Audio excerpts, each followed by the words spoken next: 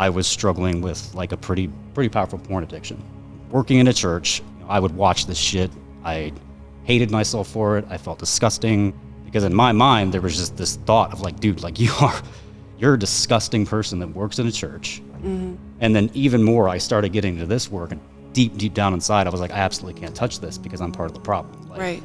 I've been to strip clubs. I've, definitely not always been the best partner in relationships. I called a meeting with the pastor, I laid it out. I've been working in your church, and I go home and I watch this shit. And he goes, well, you're doing this anti-trafficking stuff. He goes, so you know the stats of men in any congregation that are struggling with this or watching it. I mean, yeah, dude, it's like 80% of like the congregation. Right. And he goes, you know how many of those men have come in and told me about it? And he's like, 0. He's like, you're brave. He goes, I know this takes a lot. He goes, and in terms of you doing anti-exploitation work, he goes, I think you're exactly where you need to be. He's like, because you know what it's like to be trapped. He's like, and I do believe that God will use you to talk to men that are in this realm and want to get out.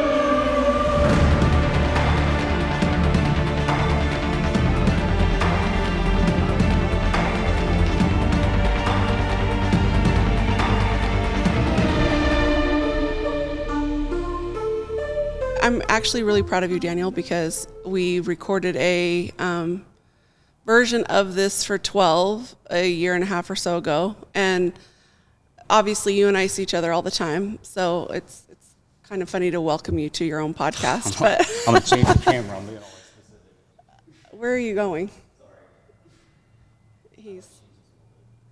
And this is why you have, whenever you have creatives doing their own creativity, it gets that doesn't work, Daniel. That's okay. Look, it was harmless. Now it looks better. Your hand was like doing this thing in my frame, and I was like, that's a little bothering kind of strange. Yeah, see.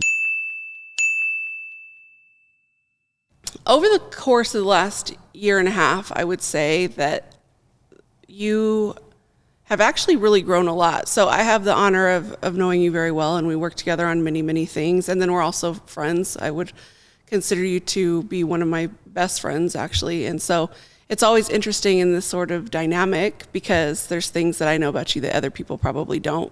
And last year, whenever we filmed the Welcome to Church episode for 12, we talked about Mahalia Project and how it got started and really what the root of it was, but we didn't really delve into it too much because first off, we were editing it down to like 9 minutes long, yeah, 10 like minutes. A 10-minute video, and so we took 55 minutes of recording and brought it down to, 10 minutes. And if that's on YouTube, guys, you can go and watch it. But over the course of the last year and a half, as we've just done many things, we've done the content creation days, we've done the anti-trafficking gala, which was a huge success.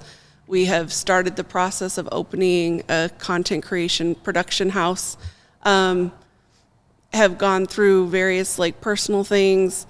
Crazy personal things. 2023 was savage. I feel like a lot of people have said that to me this year. They're like, I'm glad that year's over. I'm like, yeah. Yeah.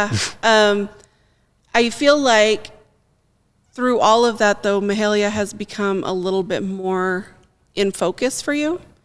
And I feel like there's a sense of urgency that you have to just make sure that it actually becomes a full-fledged thing and not a hobby, because I think you and I both have a tendency we have these things that we genuinely feel like we're supposed to be doing, but we passionately dabble for a little while, and then we go do something else, and we passionately dabble again. And so before we go into what brought it into focus, though, just tell everyone a little bit about Mahalia in general, high level, what it is, and that. Yeah, absolutely. The Mahalia Project used to be called Priceless, actually. So way back in the day, 2013, that's why we had the gala last year, it was a 10-year anniversary. I was working for a church in Indiana. I was the media director. And we started working with an organization called Destiny Rescue. And they're an international rescue organization. They get girls out of sex trafficking in Thailand, Cambodia, India. It's all third world. Their offices are based in the U.S., and a lot of their staff is from here, but they work in third world countries. So at that time, trafficking had come across the plate on just a number of occasions. It was something that God kept bringing up again and again and again. And the final straw for me, really wanting to focus on it, was Destiny Rescue did a big fundraiser that we as a church sponsored. And we made this video for it, just a thematic video, and I came up with this idea to put like barcodes on the girls, but when you scanned the barcodes, it would say priceless. And the whole concept was like, you can't put a price on a human being. This video kind of blew up in the church. It really moved a lot of people. We ended up raising enough to rescue a child out of trafficking. And ironically, it was a little boy named Luis from Africa. So the first big thing was like, wow, like your mind's blown right away because you had these stereotypes. So it's going to be an Asian girl in Cambodia, but it wasn't. And you got like a little pendant with its face, and it pays for like a year of care. And after that, it's like sponsorship, like World Vision or anything else. Yeah, and I was really moved, and they had an opening in Thailand for like a videographer, and I was planning to go over there, take the position. I thought I could probably pretty easily get it because I had done a lot of work with them, and I remember their director at the time. It was either through a direct conversation or it was a video. I don't remember exactly where I heard the stat, so I don't want to misquote it because I think maybe I have before. But to any end, I learned that the predominance of men flying over to buy young girls for sex in any third world or foreign country are westernized American males. Right. And I kind of challenged this idea. I'm like, okay, well, we operationalize that. Like, what's westernized American male mean? And it was this stereotype given of lawyer that lives in Orange County, California, white picket fence, 2 kids and a dog, and his wife just flies over for the weekend for sex tourism with his buddies. And yeah, they get off on like buying like a lot of times the youngest person they can find.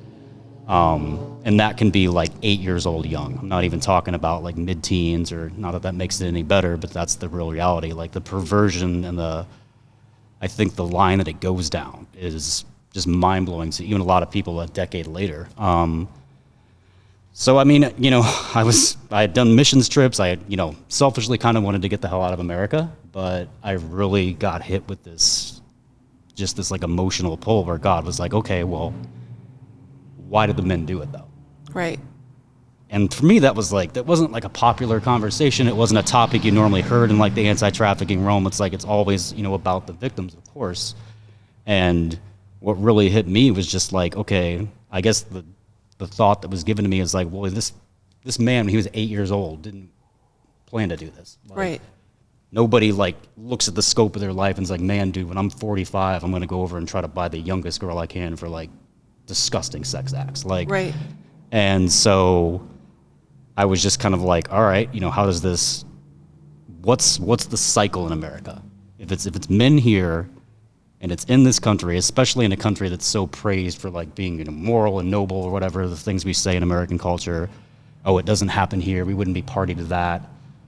I was like, well, what's that look like? And then finding out later that it was, politicians are huge buyers. It's the people that are raised up in American culture who have this kind of access. Because it's not something that, honestly, people working like middle wage incomes and stuff, like it's not that kind of lifestyle. Right. It's a very wealthy kind of lifestyle that you have to fly over, buy. Like, it's for people that have money to blow. And there's just a higher level of access to it. So I really just kind of got in this place of like, all right, well, how do men get there?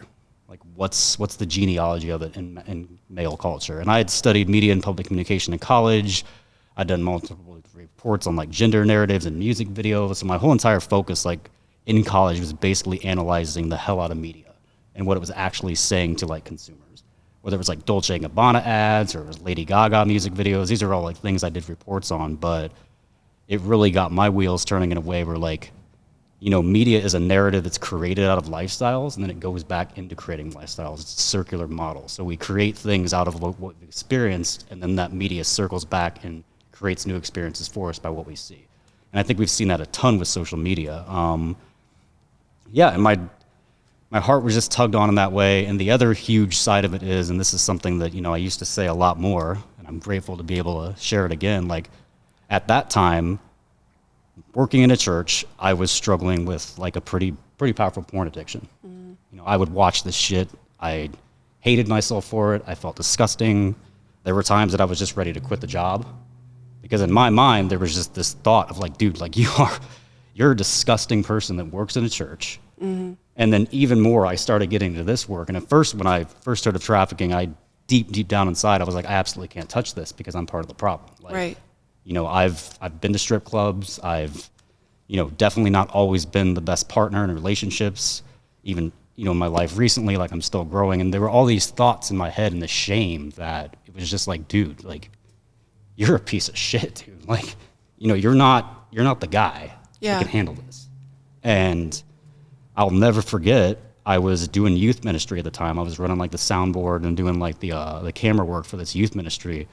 And the youth pastor gave me this basically like agreement I signed that was like, you know, I'm not viewing pornography. I will not show pornography to kids. Of course, like a standard like release Right. form to work with youth. But I remember I went home that night, just stared at it. I'm like, I can't sign this. Like, and of course, you know, the devil on your shoulder is like, dude, no one's gonna know, man. Just sign the paper. Right. Don't lose your job. Like, dude, if you take this to the pastor, dude, like you could lose everything. Like, Right. you could get fired. You're gonna be humiliated. This is your family and friends that have watched you grow. Like, I mean, seriously, like I was leading, you know, a college young adults group at the time. Like, and then this trafficking thing started, and we had just done this huge sale and stuff, and it was like, and I'll never forget, it was Martin Luther King Day in like 2013, and I like went into his office. I called a meeting with the pastor, and I was like, dude, like I laid it out. I was like, I've been working in your church, and I go home and I watch this shit. Yeah. And yeah, it's gonna choke me up because it was like the first testament ever to like shame breaking. Like Southern Texan pastor, dude's scary. Just kind of sits there and I write it all out, and he's like, and I'm like, oh, that's not a good sigh. And I'm like, that's it. I'm like, I'm fired. I'm yeah. like, it's been a good run. So yeah, Right. I'm you know, calling in like orders for my casket and stuff. And he goes, you think I'm mad at you?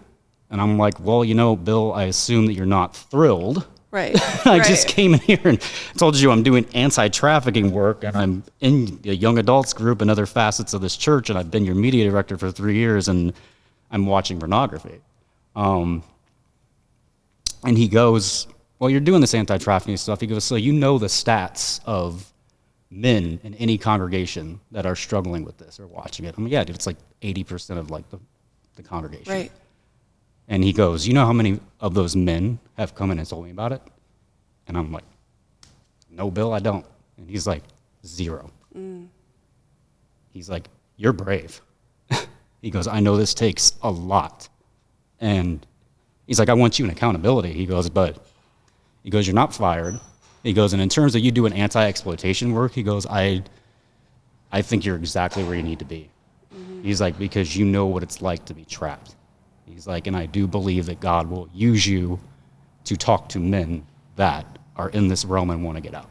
Yeah. And so that's kind of how I guess it started, with this kind of like crazy forgiveness, empathetic approach to like not only what victims are going through, but even people that are victimizers. And like that's still such a massively like unpopular thing to say. And it was so funny. Like one of the biggest things, and I'll link the book when we post this video. I will never forget, there was this book called God in a Brothel, and it was written by a guy who had been like CIA, worked for like a big rescue organization. He would get videotaped and go in and rescue the girls out, almost lost his life, did it globally, did it domestically and foreign, did work in Vegas, and just really kind of pulled the lid off all the things that you think about America. You're like, oh, it doesn't happen here. But his name was Daniel Walker.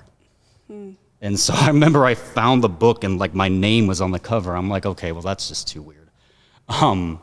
So I'm reading that book, and he gives this whole account. He's like, I don't care if it was Vegas. I don't care if it was Thailand. I don't care. Everywhere I went, I would have to rub shoulders and, you know, buddy up with these men so I could figure out what was going to happen next. And he's like, and every single one of them had the same trait. He's like, they were all broken in some way.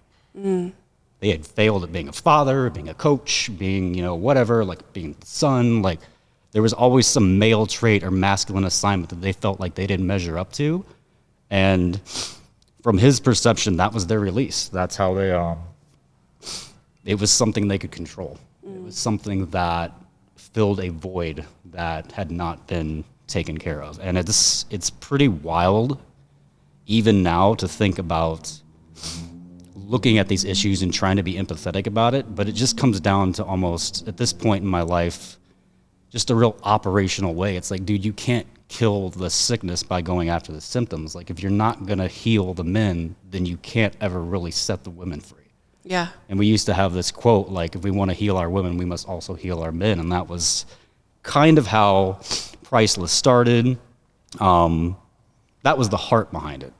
Out of that, it became this big media-focused campaign that really wanted to call into light what's being taught and what's trending in media. And this is before social media was even really happening. So, Right. Instagram was pretty new. Before then, you had Facebook, which was already established. I mean, God, back in the day, you had this thing called MySpace. I know a lot of you probably watching this will have no idea what the hell that is. But yeah, it was like a page you posted on. But, these were the things that kids were looking at. And to be very clear, we never really sat down when Priceless started, what later became Mahalia, and pitched like a big vision. We weren't like, oh, this is where we want to be in 5 years and da-da-da. Like, it wasn't, I didn't even really know that it was going to be more than a couple, videos and whatnot. But I will never forget, I used to like sit in my room and I'd pull like these beautiful images, like model images from the internet, like tasteful things. And I'd put these little quotes on them with this barcode.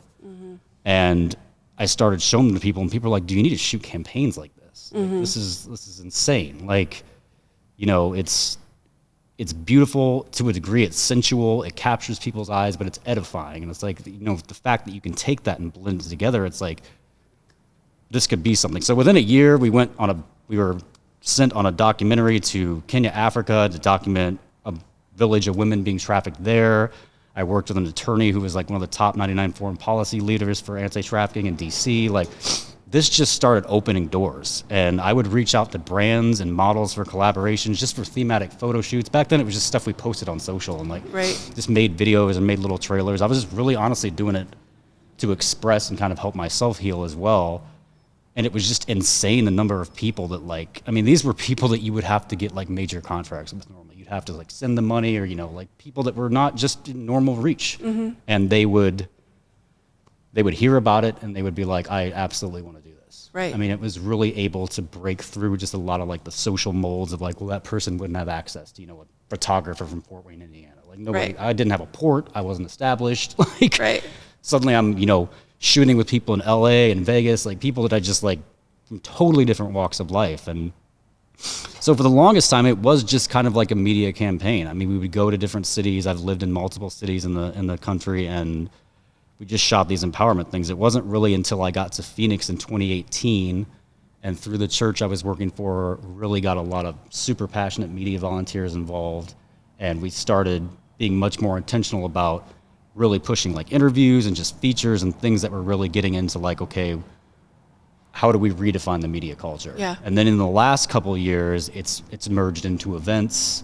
I think the Wish I Was tour was a show that we had some legal complications with due to a venue, but it was this big show that we wanted to do that was this massive like hour-long fictional film about a girl that gets trafficked at ASU, but it was juxtaposed or set against a runway show, a fashion show. So the film would play a scene, and then there would be live action on the runway to continue the story. And it was almost like a Broadway or like theatrical play mixed with a movie. And I think that was kind of when it all clicked for me, like, okay, if we can do these big events that target fashion, that target media, that are just these big creative hubs to bring young people in, that's not only how we get the funding to continue, but it's intersecting young people at a walk of life that they understand. Right. Because they're not reading the National Human Trafficking Report. Right. They're not turning on whatever news. And honestly, stuff's so spun and sensationalized. Like, I can make a beautiful billboard that maybe you come to an event and you like hear your story or you hear mine, or I can, make a billboard that tells you 47 million people are being trafficked. And like a lot of people just tune it out because it's too heavy. Yeah, it's a big number. And I think a lot of times people are not able to fully wrap their mind around 47 million people. Yep. But it is easier to, if you have a person who has, like myself, for instance, who has walked down the sex work road personally, and that person is standing in front of you and you're able to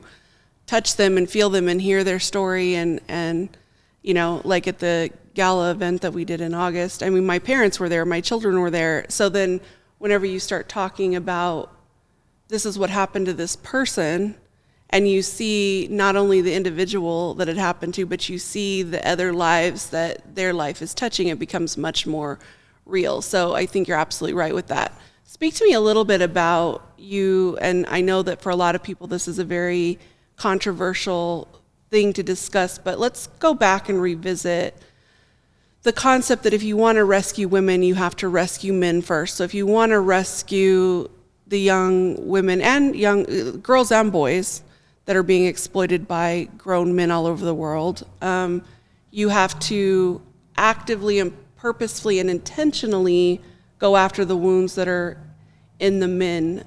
Talk about, in your mind, what that looks like a little bit, because I can say from firsthand experience as a former prostitute, the conversations that I would have with men, oftentimes there was no sexual interaction with them initially at all. It was them pouring their hearts out to me about a myriad of things, whether it was they felt like they were failing as a husband, or they had gone through some really deep trauma as a child that was causing them to be unable to perform sexually within the confines of their relationship, or they had just blown a huge deal and they were losing millions of dollars at work. Like, there were definitely, I can speak from experience to your point, there's definitely things going on within them that made them feel like they needed to fill a void. So speak to me a little bit more about that specifically, and how you feel like in order to genuinely change the tide of trafficking, we have to reach the people who are purchasing it.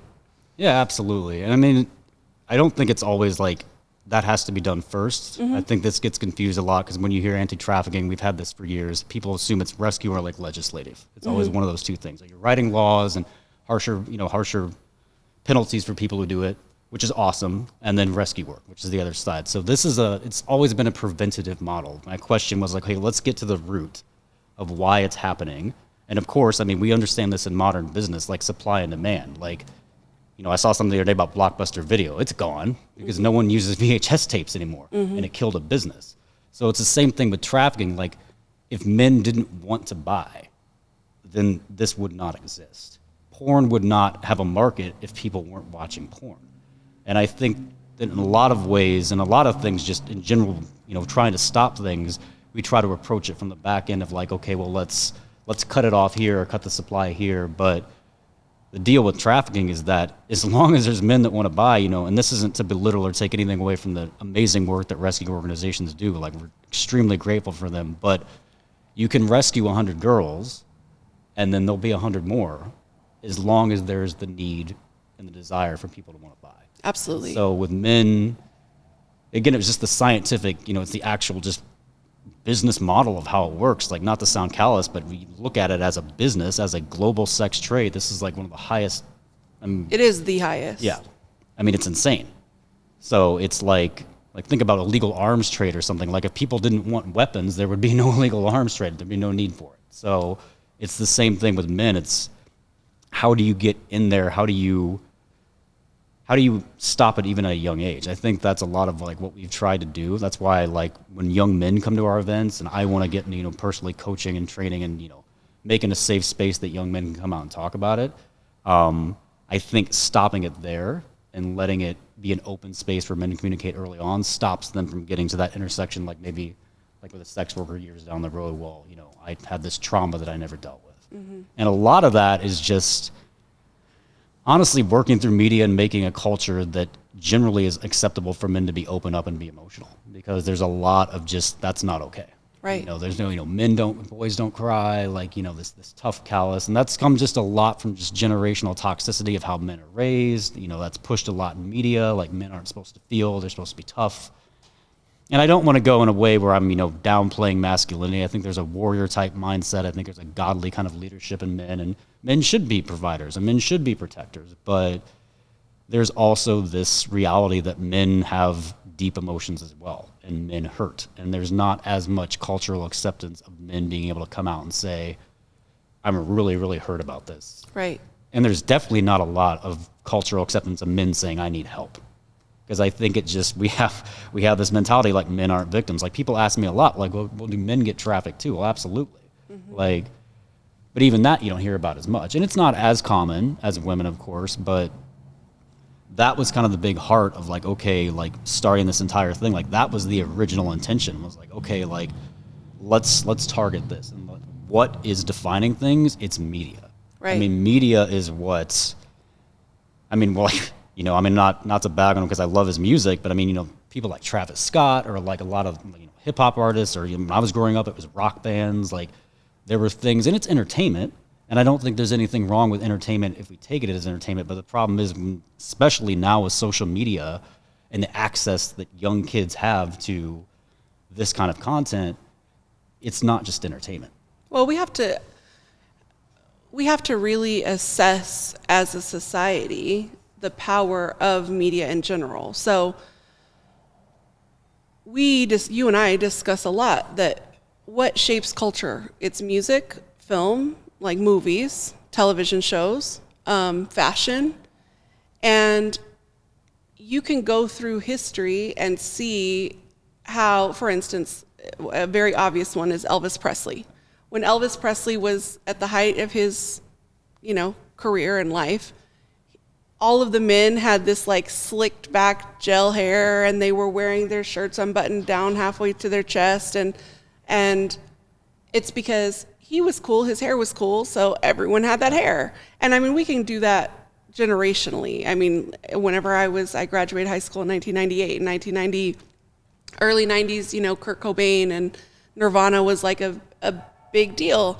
I wore giant flannel shirts to school every single day. Why? Because Nirvana did. And so that's what I did. And, made my dad happy because I was fully covered up. There was no drama with that. But we have to be honest with ourselves that whether we as individuals like Travis Scott's music, it doesn't mean that his music isn't directly influencing everything that's going on around you. And so something that I believe passionately is if you want to change a generation, if you want to change any sort of fad, if you want to change the trajectory of a nation, you have to influence art. You have to influence art. And you have to influence media. And you definitely have to influence social media. You can't just think that you can be passive and not fully step into these spaces and create not just like moral things or Christian things, but genuinely beautiful, well-produced, well-curated pieces of content. Because you and I both know from being church kids and being actively involved in churches that Christian media gets and I won't even say a bad rap, because in most of the time it's true, of being corny, poorly done, not on trend. It's always reactive, not proactive. Instead of saying like, what is happening next? And let's do that thing. We're like, what happened 6 years ago? And let's try to catch up. So with Mahalia, one of the first things that I noticed whenever I first met you and first started looking into Mahalia was just the absolute quality of everything that gets put out. And that is obviously a testament to you. It's a testament to other people that work with you. But speak to me about that, how as a media, if you're wanting to influence media, why you create things at the level that you do. Yeah, I mean, a lot of that does just come from the background. I'm a true psychopath. I will spend, I have to do 3 posts anytime on Instagram so my grid doesn't get messed up. Like, people know this about me. I mean, first and foremost, it's just a statement of me. Like, I try to do excellence in everything I create, and it really will, like, mentally and, emotionally mess with me. I know if I put stuff out. Like, I've had clients hire me as a freelancer for, like, projects they were shit. Like, yeah. I'm not going to lie. Like, they wanted me to put, like, a little, pro presenter slideshow together, some cheesy music, and they're like, oh, I'll post it, I'll tag you. I'm like, dude, don't tag me. Like, it's okay. And, like, it's a job. But, like, I think that for me, there's such a... Because again, with the trauma I talked about, and I haven't touched on it too much, I came from a pretty rocky, like, family situation when I was younger, and there's just a lot of things that when I'm creating art, I'm healing. I'm expressing some level of it. So for me to do it with any less passion or excellence, it just doesn't even translate correctly because I'm putting my heart and soul into it. And it's again about creating media, like we say, people create out of experiences. So it's never just entertainment. The other side is like, you hear nonprofits and you hear, cause-based companies or whatever, Christian-based companies, faith-based companies, and you immediately assume like, oh yeah, these are kind of like in the business world, the people that kind of sit in the back. Like, they're not at the tables with Fortune 500 companies. They're not in the big, they wouldn't have access to this. And my idea was like, that's not how I want to think about it. Like, I've made this reference many times and I definitely would again. Like, people are like, well, if you could go, like, who's somebody you would work with? Would you want to work with this big, anti-trafficking agency and like, have a sponsorship with them, or to really get your message out, would you want to work with like Kylie Jenner? And I'm going to do Kylie Jenner 100%. Yeah. Like, her work is excellent. She's super talented. She has an amazing reach. And so it's always just about, I'm like, if you want to be in front of people you're competing with media that's hundreds of thousands of dollars in budget. Millions. Yeah. I mean, Netflix, everything is done so well that especially with all the noise and social media and whatnot, you have to have a product that really stands out and shines. Right. And it has, in our excellence in our film work, like, that's probably the most consistent thing we get told is like, holy crap, this looks like a movie. Mm-hmm. Like, everything looks like a movie. And I love film. I'm super cinematic. I'll admittedly, it's hard for me sometimes to separate like reality from like, what I'm creating, because I'm like, how much of this is real and how much isn't. But I mean, it's a spiritual thing. Like, it's a spiritual thing we're creating. So again, everything's done with that excellence because my heart is in it. Right. I mean, there's been times I've been editing videos and I'll break down because I've unlocked some part of myself that was tucked away. Yeah. Until I made, whatever. We're doing this film, New Year Last Chance, and you mentioned the urgency kind of thing. It's called New Year Last Chance because when 2024 hit, like, one thing that really got me back out here and the reason I'm on this podcast is I really just felt like God was like, Daniel, I got to talk to you, bro. Like, you've been messing around. Yeah. Like, you've invested some time with people that really didn't have a place in your life. You've, created some things that didn't pan out and they were distractions. And it wasn't to like, bag on me and make me feel badly about myself, but it's just kind of like, look, dude, like, this needs to be the year that it happens. Mm-hmm. In whatever capacity it is. Like I wasn't bullshitting you, 10 years ago when I was like, I want you one day to do like a benefit concert at the Super Bowl. Yeah. Which is hugely a high traffic play. Huge event. And, just pick an artist. I don't know, like, we'll just say Taylor Swift, whatever. Does a song and then comes out with like a girl that was rescued. Right. And trafficked at the Super Bowl, years ago. And we get to see like what work has done, like what our organization has done or what another organization has done. And we shove that at like the highest sporting event in the world in the face of people. And they're just like, holy shit, man. Yeah. Like, that level. Like, I've wanted to do like EDM festivals, right. Like Tomorrowland, like things where like, and part of it's just the sensationalism. Like, I'm not going to lie. Like, part of it's just, man, this feels awesome. Like, the energy in the room is awesome. Like, I can't think of anything probably more edifying than knowing that you're doing something where like thousands of people are impacted. And that's right. Why it's not just media. I used to have this like kind of like vision in my mind, or like kind of, it's what I call a God drop, when you just get like a random thought or random inspiration. But there's like this big stage, and we're like a stadium that holds like 80,000 people. And there's this girl on stage that, again, I don't know if we rescued her, or, she was rescued somehow through work that we did, but there's just this moment. I'm sitting by the stage and she's talking, giving her story, and she looks down and she smiles. Yeah. And I know that she's there because of what I did. Mm. And so, that's why I've hid for so long, because like it's never really been about me being out there. Like, and I've built the entire company around that. Like, I mean, I have a friend in Toronto. She's a model. Like, I'll never forget, I got on a Zoom call with her and she's like, holy shit. As soon as the Zoom call opens, and I'm like, what? And she goes, I thought you were a black woman. And I'm like, why? And she, well, Mahalia, and like, profile cover, it's a black gentleman. And like, I just did not expect like a tatted up, like punk skater white guy. Like, yeah.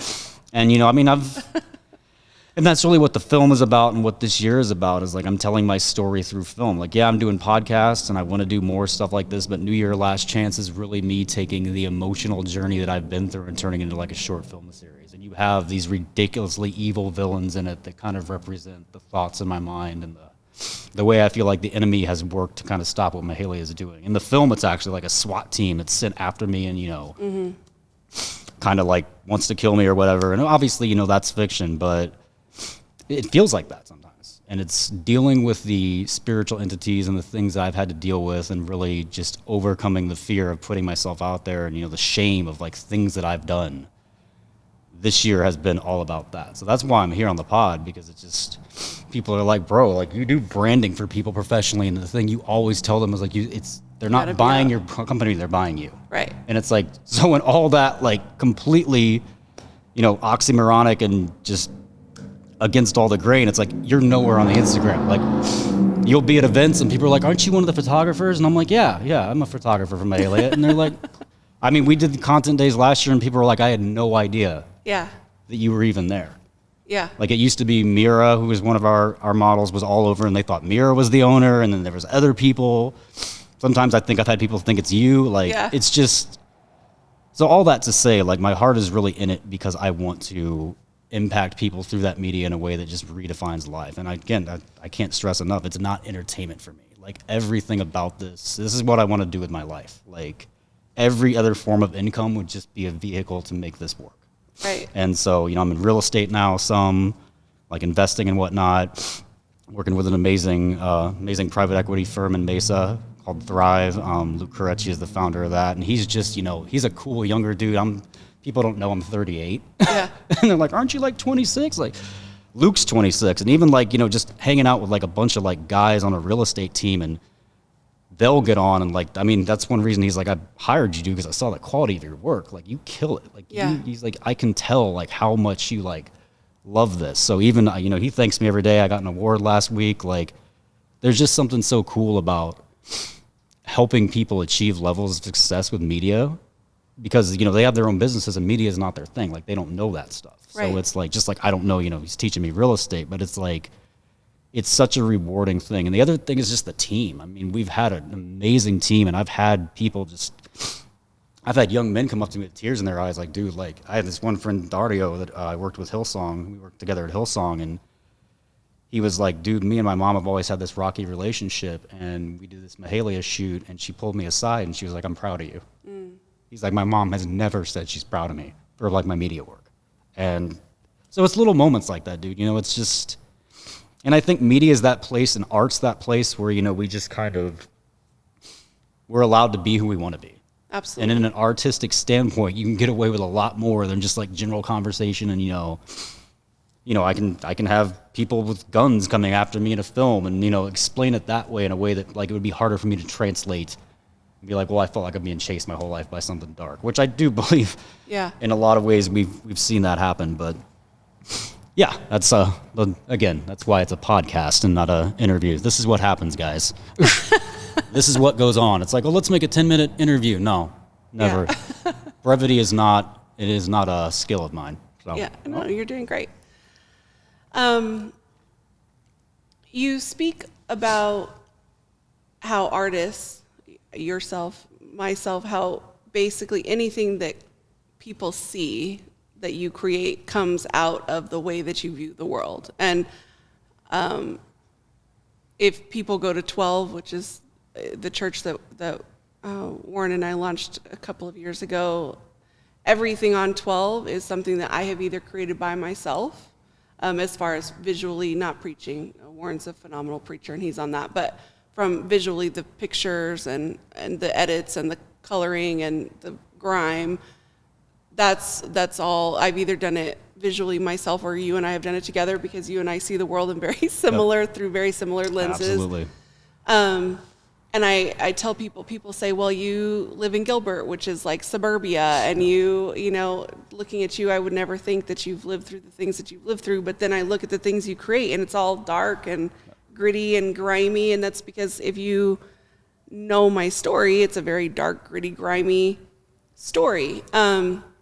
And I would say Mahalia is very much the same way. There's a little bit of like, there's edgy, there's like, it's edgy, dirty, a little dangerous, a little off-putting in certain cases. So tell me just a little bit, and obviously we could go way deep into this, but at a higher level, tell me a little bit about where that comes from for you. Yeah, I mentioned like the spiritual side of it. I mean, I think there's a quote that I've written in my phone, and I haven't released it publicly yet, but it's, what if healing was a revolution? And I mean like a war. And like, what if we documented the traumas and the things that people go through or are fighting inside themselves in a cinematic way that showed that dirt and grime, but in like, yeah, like in a storytelling kind of way. And I think that's kind of where it really starts for me, is that these are almost like montages or little clips of like the war that I feel like is going on in culture, with, you know, with racism, with trafficking, and really just it's almost like this freedom fighter mentality for me is how I think about it. Like, you know, the government and like this toxic mindset that women are for sex and men can't feel and all these other things. Like, it's almost like that's the army of influence that we're up against, and we're like the lone freedom fighters in this big city of like power hungry, you know, moguls that can hold us down and, you know, have the laws and have everything in the palm of their hand. And we're like the ones that are like, no, we're not going to take it. And it is dangerous and it is scary. And that's, you know, getting back to the film we're making, that's kind of that team. There's a phone call that's in the first chapter of this film where it's basically this kind of like, I guess, contract killer who's after me, who's like working for like the guy who wants to take me down. And he's like, brother, he's like, I understand what you're trying to do, man. Like, I love it. I love everything you want to do about changing people's lives, but dude, just let this go. Right. Like, is it really worth the money and the time? And, you know, you've messed up so much in your life. Like, and like, I think that's a conversation that for so many people who have like lost a dream or, you know, failed at something or been through some kind of, you know, broken relationship or a friendship, there's that thought of like, yeah, you know, I could try to get up and fight, but what of it? I mean, one of the things that like all the way back to 2013 that was told to me from Destiny Rescue was like, these girls are so pushed down. Like, they're not chained to beds. They're not, they walk out in the street. They could run somewhere. They could get away.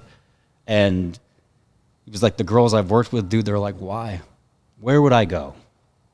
No one could love me. I don't have any value. That's what they've been indoctrinated with for so long. And it's just that beating down. And I really want to touch on this because it's called the Mahalia Project, and we had a couple in today while we were setting up the podcast randomly. And it always happens. Yeah, and the lounge where we're at, and they're like, well, you know, why is it called Mahalia? Why is that the name? And Mahalia Jackson was a civil rights leader that worked alongside Martin Luther King. And a lot of people don't know about this moment, but the I Have a Dream speech, like his big iconic speech at the Lincoln Memorial, he had sections of that speech that he had delivered before. And multiple times, but never the full fleshed out thing. And she had heard parts of these speeches before because she's a gospel singer and she'd also be at his events. And so as he's going to the podium, I'm pretty sure that day, she pulls him aside and she's like, Martin, today's the day. Tells him about the dream. And I don't remember his, like, he had a guy that, like a best friend, right-wing guy to him, like, kind of like dude who worked with him, was just like, you know, it was rehearsed for like, you know, the first minute or so, and then Martin just, it was God. Yeah. Like, it was just, I had never seen anything like it. And I think that, you know, that speech, I mean, that individual and what he did, a lot of like, even back to the men, the nonviolent approach. Like, if you look at the principles of nonviolence that Martin Luther King taught, like, he was up against one of the most violent, disgusting, you know, oppressive times in human history. And he wasn't violent. Right. He wasn't angry. It would have been so easy and probably would have been more acceptable in a lot of ways. But, you know, even people, I mean, there are people that even to this day, they don't back him. Right. People of color that are like, no, like, you know, it was a weak approach. And it's like, but dude, it was so effective because you can't fight fire with fire all the time. Right. Like, a lot of like the way that we do gritty things is people are like, well, you know, if you made it more consumable, if you made it more, you'd be more popular. And maybe that's true, but I think that people are so afraid to feel and they're so afraid to really deal with things. I try to shove things in people's face that stop them in the busy everyday grind of life. And they're like, man, I need to focus. I need to deal with how I'm feeling. And I think that when you're talking about the evil of trafficking and you're talking about the evil that's going on inside of men and things they're doing. Yeah, you can prosecute, you can, you know, there's the kill all pedophiles thing. And again, I'm not advocating for any kind of pedophilia or anything like that. I just think that violence and hatred and anger always has one end. And it's never good. Right. It's never good. I mean, it just never, you don't get the results that you want from trying to get revenge or trying to hurt more people.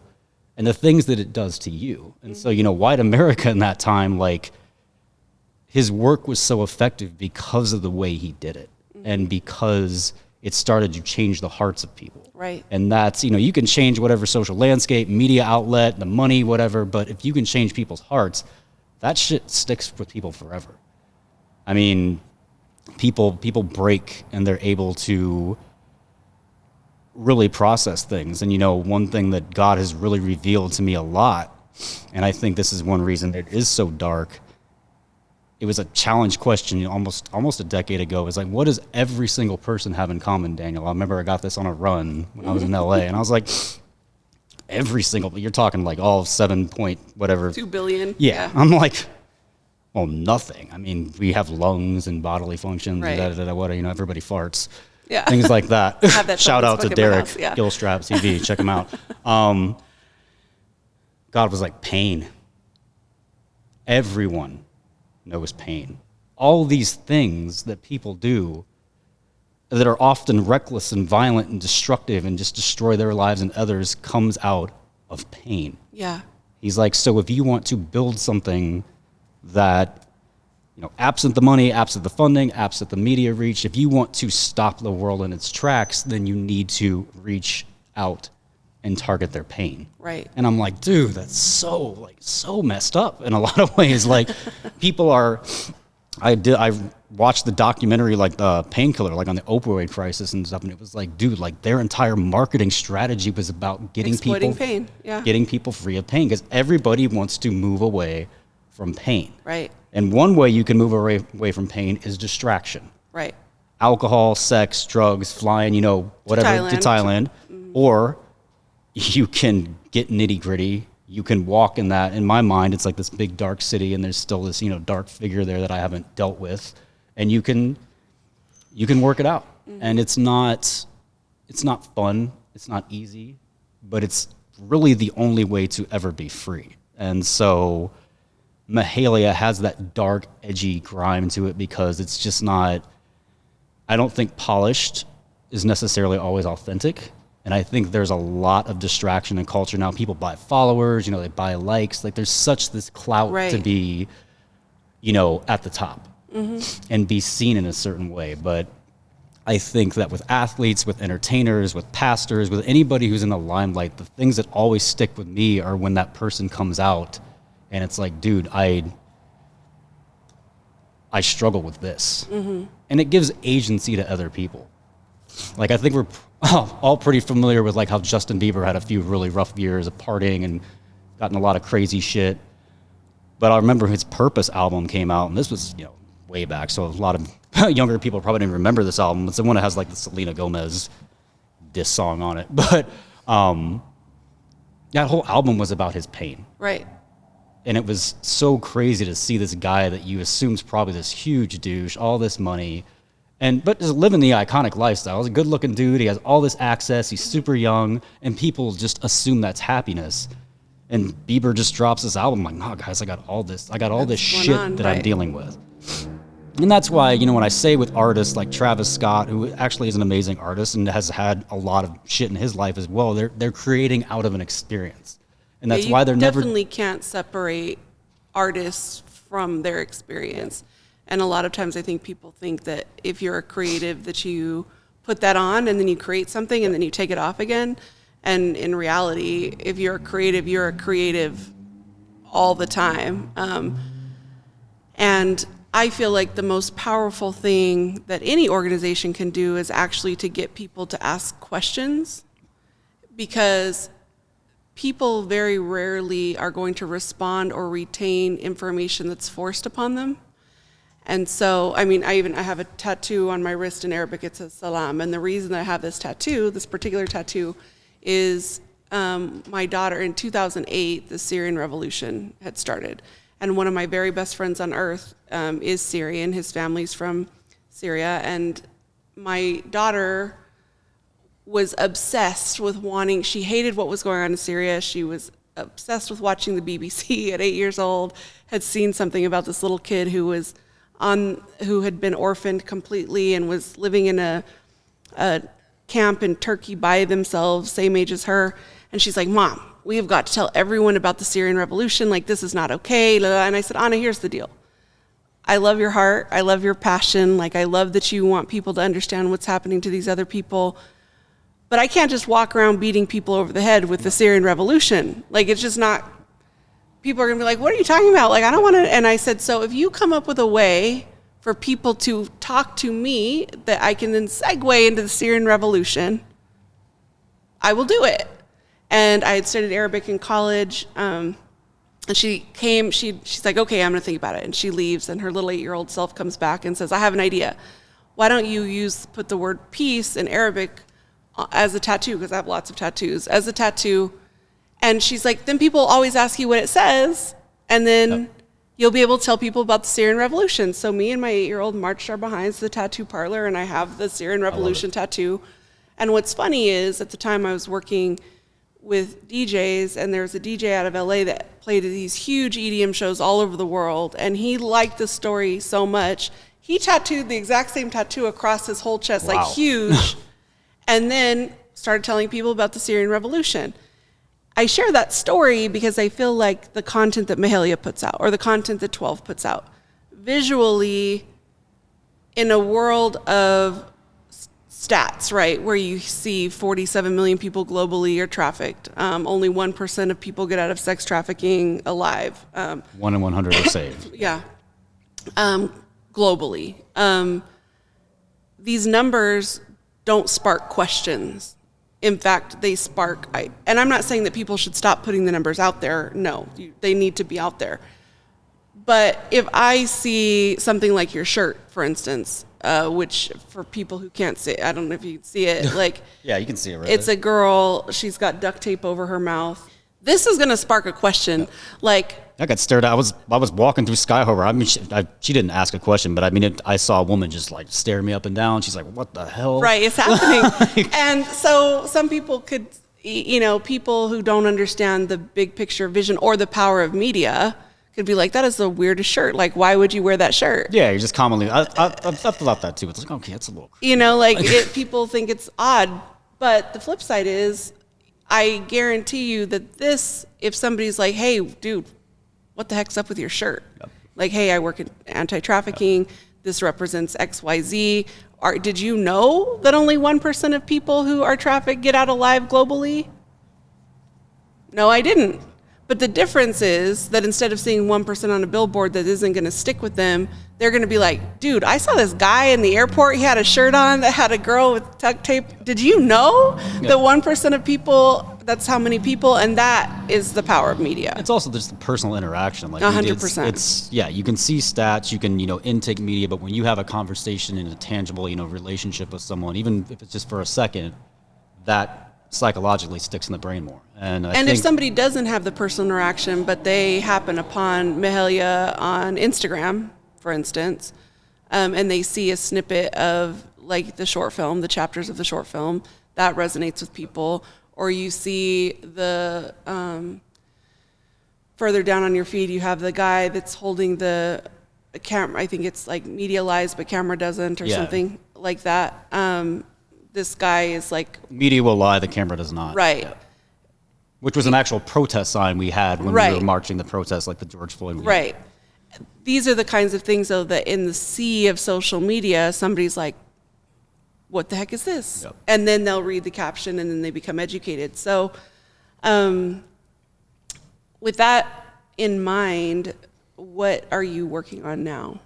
So currently we are working on this short film, and from a business perspective, everything that we're really trying to do, and this is aiming more for 2025, is we do want to do that Wish I Was tour that we did not get to do. And that's just something that God's brought me back to a number of times. And that was just like, I think that is the epitome of like Mahalia turned into all the facets. It's community. There would be a huge film going up to it that we'd literally have to organize a march for, like a protest. We're like, forget it. We're not gonna stage one. We're just gonna organize an actual anti-trafficking walk and then film the scenes that we have to have. There's just so many ways that would impact the community and the nature of the show. I mean, I've had people who are, big professionals here in the community that do fashion shows and stuff, Tempe Fashion Week, et cetera, be like, bro, dude, if you do this, it's game over. Like, people will not forget this. Like, this is out of control insane. And it's dangerous. I mean, you've got a segment in the show where, like, in the storyline, the girl's trafficked and her story comes out on national news and protesters take to the streets and they're like, we can't believe this is happening in America. And the team that's trafficked her sends their little SWAT crew. And as you know, you've been in protests. If someone shoots a gun, it's pandemonium. Absolute chaos. You know, people will start officers can start opening fire. And there's a SWAT team member, like, they're trying to get the protesters to shut up because they're afraid their trafficking outfit's going to get exposed. Right. And there's a cut scene where the one guy's like, go ahead, fire. Yeah. And he just shoots in the air. He doesn't shoot anyone. Right. But that sole shot makes everyone go nuts. Right. And then the traffickers start opening fire on protesters and whatnot. And so that scene starts, and then it cuts to the runway, like the screen blacks out, and it's Childish Gambino's This Is America. And the models come out, and they walk to the song, and at the end of the song, the models come out, and they stand on one side, and there's a SWAT team that comes out with, like, fake weapons, and they point them at the girls, or the models, and they yell, hands up, and someone screams, don't shoot, like Breonna Taylor, and the song has a gunshot we've mixed in, and they shoot, and the room blacks out, and then we go to intermission. Right. And I remember, like, I had this friend that, like, literally organized some of the protests here. She's like, wait a second. She's like, you're going to do that and then send an intermission? She goes, that's messed up, bro. Like, she's like, you had alcohol there, right? Because it's going to be needed. Like, but that's the nature. And, you know, for some people, like, they think they're going to go on a Friday night and see this fashion show, and, dude, you just destroy their Friday night. Like, right. it's heavy stuff. But that's the stuff you will go talk about. Like, I don't care how you feel about it. You could be super offended. You could love it. But the point is, you don't see a presentation like that and just, nah. All right, cool. That was interesting. Yeah, no, and it's just, it's hitting things in a way that make you stop. Right. And so really everything is about getting the funding together for that show. And that film is going to be done in such a way that it's a chronicle, like, so it always can go to a different city and the chapters and the stories can continue. Right. Like, in that film, the girl doesn't actually ever get rescued. Right. The last cut scene is the actor going to LA with an intention to get her out, but you don't actually ever see her get rescued. So right. There's still this tension between the traffickers, et cetera, et cetera. And that's kind of like, so we're doing that. We're really building through that, and we want to do that in 2025, like I mentioned, probably almost a year from now exactly. But the other side is events. We've done the content days. People love the content days. We want to do a third content day 3 officially. I know we had some other ones mixed in there. There were different kinds of events, but our last one that we branded for Mahalia was Content Day 2. So I want to do 3. And, like, in a very weird way, I've just felt super led to make it entirely different in terms of branding this time. Yeah. Like, there's this song that I've had, like, stuck on repeat in my head, and it's a Carly Rae Jepsen song, like, stupid poppy, like, you know, it's ridiculous. It's obnoxiously like bubblegum pop. Yeah.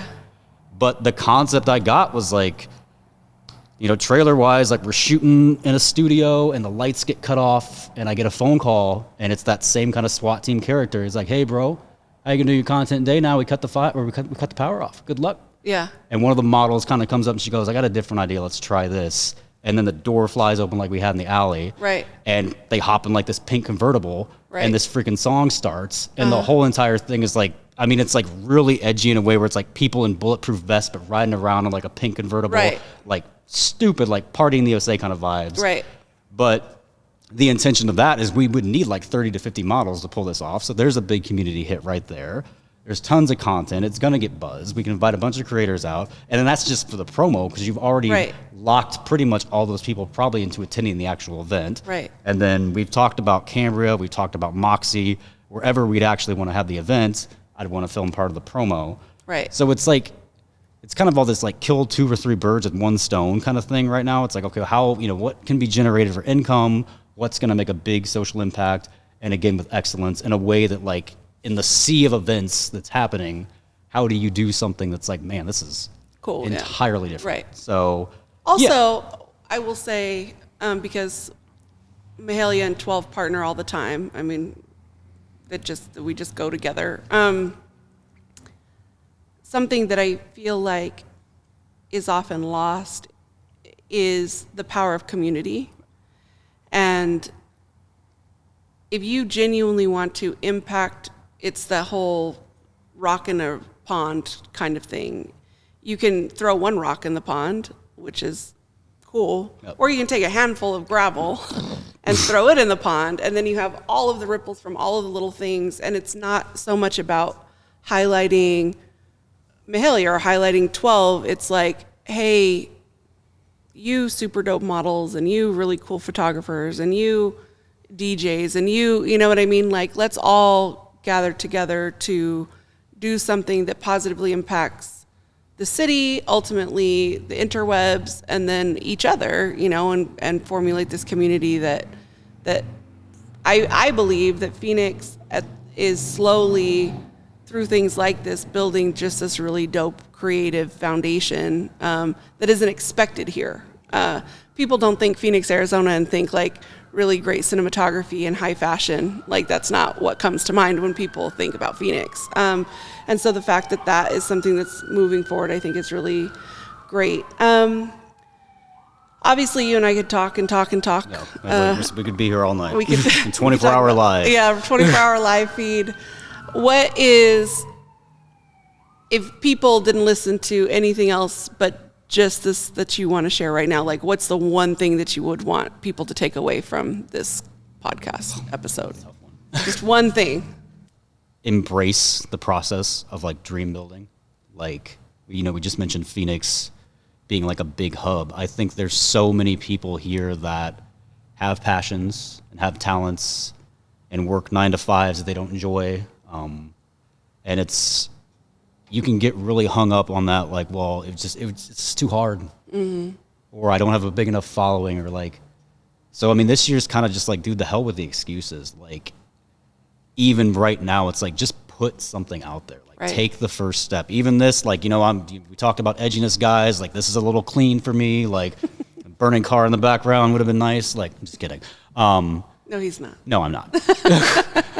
But yeah, I mean, stop limiting yourself. Like, I think the biggest competitor we ever have is always like the biggest friend, supporter, and whatnot we'll ever have. The biggest like competitor, not competitor, but like person who holds us back is the person in the mirror. Because we're with this person every day. And there's different versions of ourselves. Like, I mean, it's just been a huge, huge revelatory thing that God's been giving me lately. But psychologically, people get stunted at a certain age when they go through trauma. And we know this. Some are 5, some are 10, some are 15, whatever. So my little boy is 5. And for most of my life, there's been this older version of me that's bitter, that's cruel, that's unforgiving, that's been like, no, dude, like, you're not going to hurt this 5-year-old, because I watched him go through so much pain. Right. And all these years, you know, like, and this is honestly what the film talks about and makes references to, and I'm doing some AI work that I'm actually turning into actual images I'm going to post online so people can kind of see what's in my crazy mind. But this massive city has been built around this child, and he's in the skyscraper, and he's locked in the top floor, and he can't get out. Yeah. Because this, I don't want to say monster, but this very angry older version of me is like, absolutely not. Like, no one's getting in. And it's almost like there's SWAT teams on top with rifles trained. Like, everyone gets too close, like, you're gone. Like, and what's been happening a lot as I've been healing and processing and just going through all the things that I've gone through recently, there keeps being this cut scene in my mind where the older me goes back to the city and finally realizes I have to let him out. And I drag myself in, and I'm broken from all the bitterness, like the scars, and I'm tired of being hateful. I'm tired of being cold and callous, but it's all I've ever known. And there's this crazy scene where, like, I just fall down on the floor and I can't get up. Yeah. And the little boy has to scoop me up. And it's almost like, dude, you spent 38 years training yourself how to keep people away, how to hurt the people that hurt you, how to, you know, just be at bay. And this 5-year-old little boy has spent all those years trying to learn how to heal them, how to connect with where they're at. And it's just like, it's the true statement of power. So it's like, put stuff out there that you may be afraid to start, and just see what it takes. And that's where I've been at, and that's why this is happening, because I'm letting that little boy out, like, because he never really got to grow up. Yeah. And I've also learned it's just a dual relationship. Like, in my mind, there's 3 main components here. There's God, there's the adult me, and there's him. And together is the only way it works. You can't lock a part of yourself away.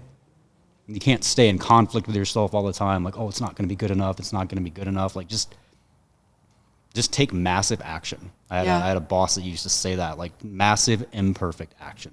Like, go out there and fuck it up. It's okay. Yeah. Like, go out there and it's not fatal. Yeah, it's not fatal. Everybody who's done it. I mean, you know, athletes, celebrities, like, they all have those things where it's like, you just have to start. And yeah, a lot of times success is just that one time that it worked. And it's like that with, you know, TikTok and viral stuff. It's that one stupid video that, like, so, I mean, you know, being a total hypocrite, because I never do this, but, like, film it in your car, use your iPhone, whatever. Like, you don't have to go get a $16,000 Red camera like I did.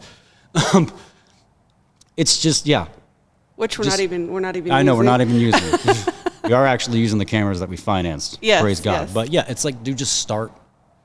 Just start.